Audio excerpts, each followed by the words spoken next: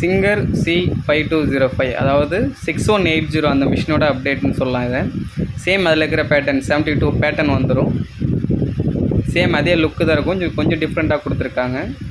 Bobbin 3 bobbin வரும், thread stopper வந்துடும், sari picot பண்ணுறதுக்கான sari picot foot, next zipper foot, அதுக்கடுத்து ஃபால்ஸ் தைக்கிறதுக்கான ஹெம்மிங் ஃபுட்டு, அதுக்கடுத்தது பட்டன் ஹோல் காஜா தைக்கிறோம் இல்லையா அது பண்ணுறதுக்கு, அதுக்கப்புறம் பட்டன் தைக்கிறதுக்கான அந்த பட்டன் ஃபூட்டர், அதுக்கடுத்து வந்து ஓவர் லாக்குன்னு சொல்லக்கூடிய ஓவர் காஸ்ட், அதுக்கடுத்தது பார்த்திங்கன்னா உங்களுக்கு சேரீலாம் சாஃப்ட் மெட்டீரியல் தைக்கிறதுக்கு ரோல் பண்ணுற மாதிரி இருக்கும். இது ரோல் பண்ணி சுருக்கம் இல்லாமல் தைக்கிறதுக்காக. இது வந்து இன்விசிபிள் ஜிப்பர் ஃபுட்டு.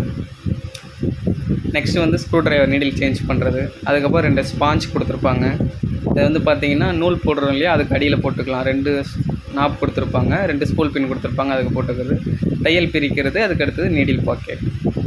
அடிஷ்னலாக வந்துட்டு நம்மளுக்கு 6180 கொடுத்த மாதிரி எக்ஸ்டென்ஷன் டேபிளும் கொடுத்துருக்காங்க. சேம் அதே தான் 6180ஓட அப்டேட் மாடல் தான் இது. எக்ஸ்டென்ஷன் டேபிள் கொஞ்சம் சைடில் ஃபிக்ஸ் பண்ணோன்னா கொஞ்சம் எக்ஸஸாக இருக்கும். வந்து நீடு இருந்துச்சுன்னா கால் பண்ணுங்கள்.